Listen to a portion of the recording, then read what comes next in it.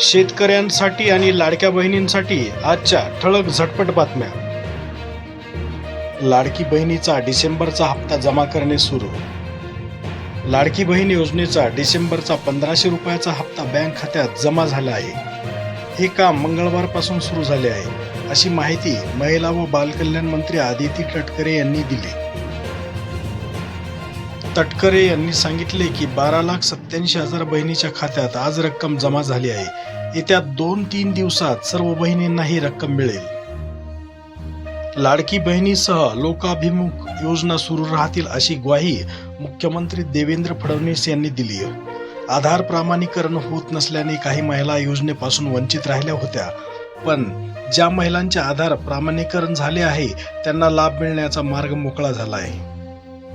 लाडकी बहीण योजनेतील रक्कम 1500 रुपयावरून 2100 रुपये करण्याबाबत मुख्यमंत्री फडणवीस यांनी आगामी अर्थसंकल्पात सकारात्मक निर्णय घेणार असल्याचे म्हटले आहे. सूर्यवंशी संविधानाचा रक्षण करता पोलिसांनी त्यांची हत्या केली. परभणीत राहुल गांधींनी पीडित कुटुंबाची भेट घेतल्यानंतर सरकारवर केला आरोप सिद्ध झाल्यास कोणालाही सोडणार नाही, मुख्यमंत्री फडणवीस. सोमनाथ सूर्यवंशी हा संविधानाचे रक्षण करीत होता. तो मागासवर्गीय असल्याने पोलिसांनी त्याची हत्या केली. संघाची विचारधारा ही संविधान संपवण्याची विचारधारा आहे. यावर मुख्यमंत्र्यांनी विधानसभेत खोटे निवेदन दिल्याचेही तेही त्याला जबाबदार आहेत, असा आरोप लोकसभेतील विरोधी पक्षनेते खासदार राहुल गांधी यांनी केला. पोलिसाच्या मारहाणीत माझ्या मुलाची हाडे मोडली, माझ्या मुलाला अटक केली तर त्यांनी माहिती दिली नाही. पोस्टमॉर्टममध्ये सगळे आले, तसेच त्याला गंभीर आजार होता असे चुकीचे सांगत आहेत, अशी व्यथा मृत सोमनाथ यांची आई विजया सूर्यवंशी यांनी राहुल गांधी यांच्या समोर मांडली. राहुल गांधी म्हणाले, हा कोणतेही राजकारण करण्याचा विषय नाही, हा न्याय मिळवून देण्याचा विषय आहे. या घटनेला संघाची विचारधारा जबाबदार आहे. या प्रकरणात मुख्यमंत्र्यांनी विधानसभेत खोटे निवेदन दिले, त्यामुळे याला मुख्यमंत्री जबाबदार आहेत, असाही आरोप त्यांनी केला आहे.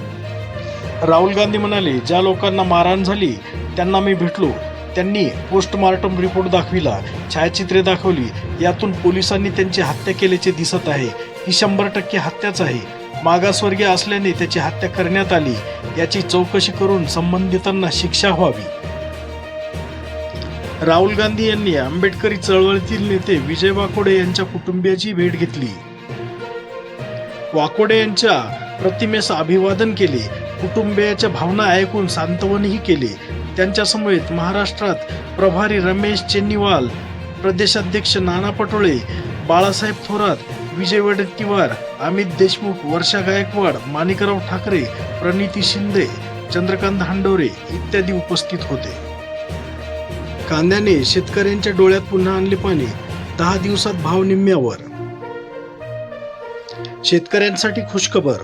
महाराष्ट्र सरकार शेतकऱ्याची आर्थिक मदत 15,000 रुपयापर्यंत वाढवणार आहे. देवेंद्र फडणवीस यांची घोषणा. केंद्र आणि राज्य सरकारकडून शेतकऱ्यांना देण्यात येणारी 12,000 रुपयाची आर्थिक मदत लवकरच 15,000 रुपये करण्यात येणार आहे. या संदर्भात मुख्यमंत्री देवेंद्र फडणवीस यांनी पुण्यात घोषणा केली आहे. केंद्र सरकारच्या मदतीने राज्य सरकारच्या महसूल विभागामार्फत येत्या 27 डिसेंबर रोजी स्वामित्व योजनेचा शुभारंभ होत आहे. पंतप्रधान नरेंद्र मोदी यांच्या हस्ते ऑनलाईन उद्घाटन होणार असून राज्यातील 30,500 गावांमध्ये या योजनेचा लाभ नागरिकांना आपल्या हक्काची जमीन घराच्या संदर्भामध्ये मिळणार आहे.